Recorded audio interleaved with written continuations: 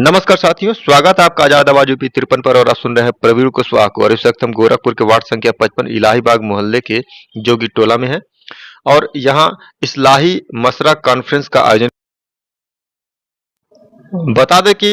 मसरा conference का उद्देश्य समाज में फैली बुराइयों को रोककर लोगों को सही रास्ते की तरफ ले जाना है। ईमान की मोहब्बत में हमारे अंदर से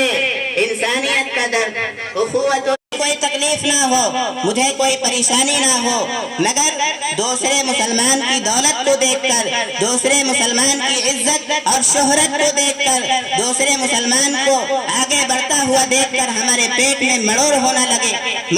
लगे और हमारे पेट में दर्द शुरू होने लगे और हम ये ख्वाहिश करने लगे कि किसी तरह से उससे ये दौलत छीन जाए, उससे ये ओहदा, ये इज्जत, ये शोहरत खत्म हो जाए। तो याद रखिए, सोच विचार का ये तरीका एक सच्चे पक्के मुसलमान का नहीं हो सकता है। एक सच्चा मुसलमान वही है जो अल्लाह के नबी सल्लल्लाहु अलैहि वसल्लम के इस फरमान के मुताबिक जिंदगी गुजारता हो। अल्लाह के नबी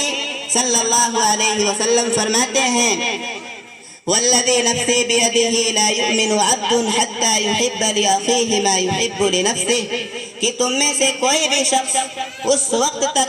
सही मानों में मुसलमान नहीं हो सकता है जब तक कि वो अपने भाई के लिए वही चीज पसंद ना करे जो अपने लिए पसंद करता है।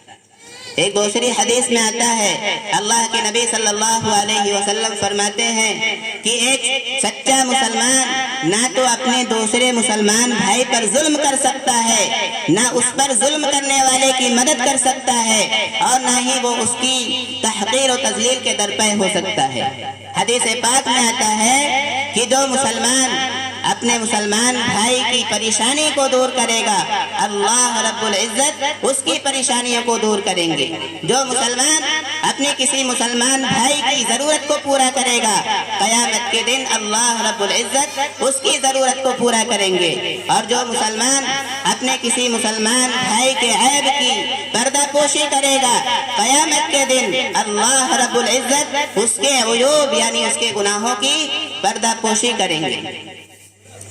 एक मर्तबा सहाबा ने अल्लाह के नबी सल्लल्लाहु अलैहि वसल्लम से पूछा कि अय अल्लाह के नबी सल्लल्लाहु अलैहि वसल्लम, लोग किस चीज की वजह से सबसे ज्यादा जन्नत में जाएंगे? जरा गौर से सुनिए, अल्लाह के नबी ने यह नहीं कहा था कि जो सबसे ज्यादा नमाज पढ़ते हों वो लोग सबसे ज्यादा